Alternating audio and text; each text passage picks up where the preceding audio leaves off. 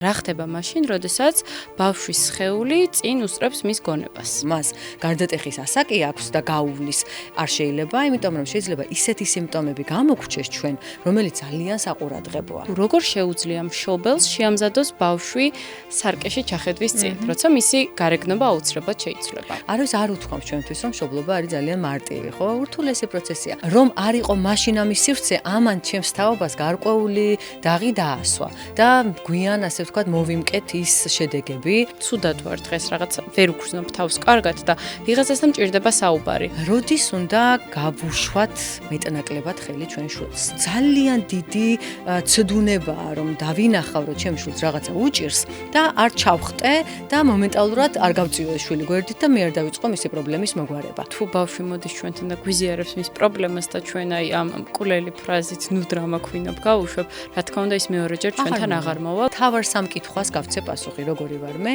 როგორები არიან ადამიანები ჩემს ირგვლივ და როგორია სამყარო.